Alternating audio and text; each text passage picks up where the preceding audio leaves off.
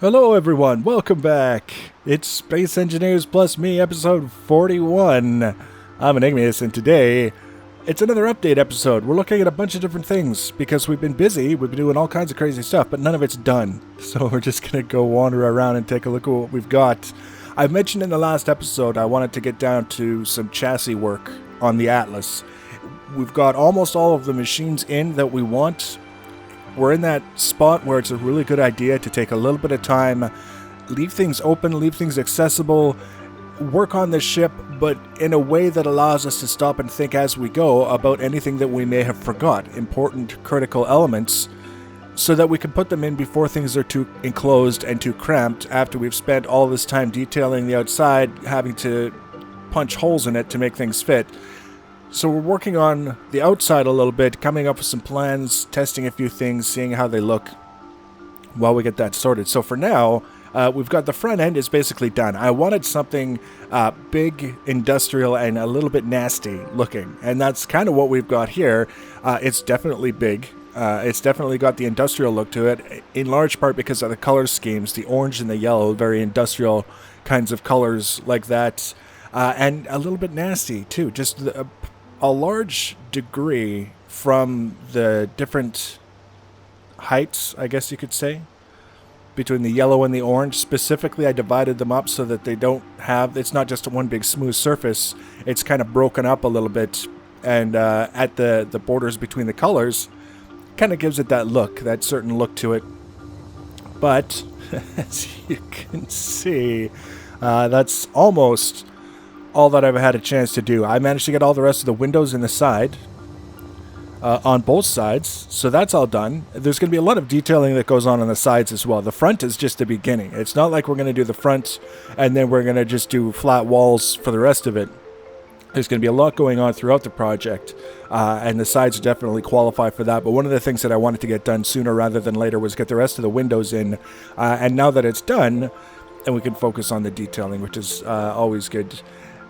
The important thing that I wanted to kind of start working on, now that we've got the front done, was the top.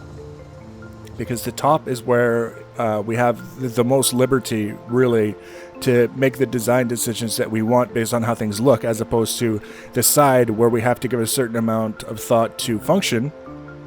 If the sides stick out too far, or if they're ridiculous, or whatever, they can cause problems for navigation. So we want to make sure that the sides get a little bit more thoughtful attention to function, whereas the top, basically whatever we want. The only thought that we have for function on the top is making sure that we've got landing space for our smaller ships. So what I came up with is, you can see on the front, it's basically divided down the middle by a different pattern for the hull detailing in the middle relative to the two corner pieces. The two corner pieces are kind of mirrors of one another, and then we've got this part in the center that's pushed back a little bit.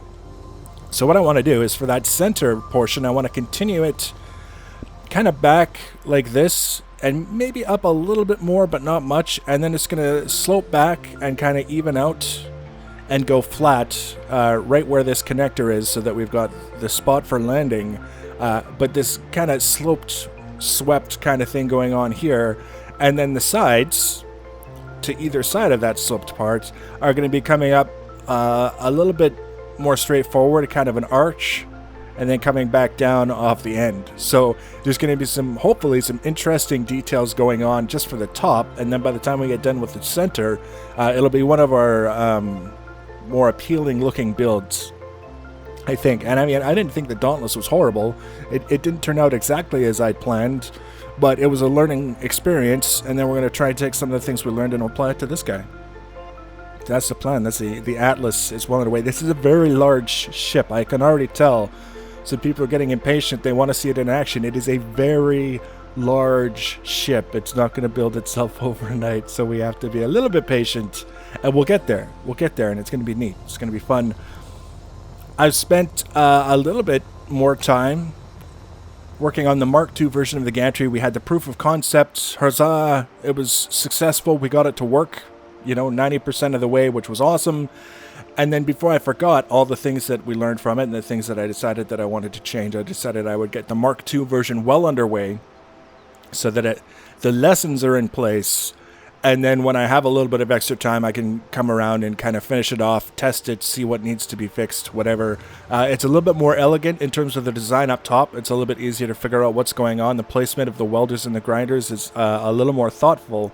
Other than that, the only real change or addition is the wheels down here. And their purpose is to give the track section, the part that's detached some of the time that we move up and down, just a little bit of a bonk. When we're done welding everything up and the merge blocks are lined up and turned on, the ship has to move just the tiniest amount before the merge blocks will engage. And that's what we found out when we were doing all the testing, is that we would have to get out of the control seat up here. Quite often just come down and jump in the control seat for this guy down here, and just jumping in that caused enough of a vibration in the ship for the merge blocks to engage. Sometimes it was literally that much. So in order to save ourselves the necessity of having to fly down and hop in here just so that they engage, we've got these wheels to give it that little bit of a bonk, so hopefully that they engage without having to get out of the control seat. So sometimes we got to do what we got to do. And like I say, it's not tested. I just kind of threw it together as quickly as I could so that I could get onto other things. Down here we've got the new prototype for the blueprint for the extension frame that we're going to be using. It uses basically the big difference for this one relative to the other one is that this one uses the conveyor blocks instead of conveyor tubes. Conveyor blocks help hold things together. Conveyor tubes don't attach to anything, so it's really, I think, in the best interest of the whole concept to have the conveyor blocks instead of the tubes. It's a little bit more expensive in terms of components to build it this way. I don't really expect it to be that much of a difference, that it's going to be a discouraging element to have these made out of the blocks instead of the tubes. People can decide for themselves. If they want, they can always, while everything is stationary, go through and pull out a bunch of blocks and replace them with tubes if they want to reclaim some of the materials. That's just a thing. It's not a big deal. But the main thing that I've been working on today that I realized I wasn't going to finish, but we could talk about what it's going to be for, is this guy down here. And some of you can already tell just by looking at it what it is. Seeing a lot of X-Wing builds. The new movie is out. People are seeing the movie and then they're wanting to build the ships that they saw in the movie, and the imaginations are sparked, and it's wonderful and fantastic. And then they post quite often their pictures of their X-Wings that they've built. And it presents an opportunity to demonstrate how things look when we use all of the blocks that are available to us in the vanilla game to build things versus what quite often ends up being a case of just cubes and 45-degree slopes. If that's all we're using is cubes and 45-degree slopes, we're missing out on a lot of opportunities to create more elegant kinds of structures. We can create, this is obviously, if you were to look at the real X-Wing, whether it's from the movie or from merchandising or from art or whatever, it's a pretty straight line from the cockpit down to this nose cone, if you want to call it that. It's not a slope and then a thing and then a slope and then a thing. It's pretty much a straight line that goes in a slope.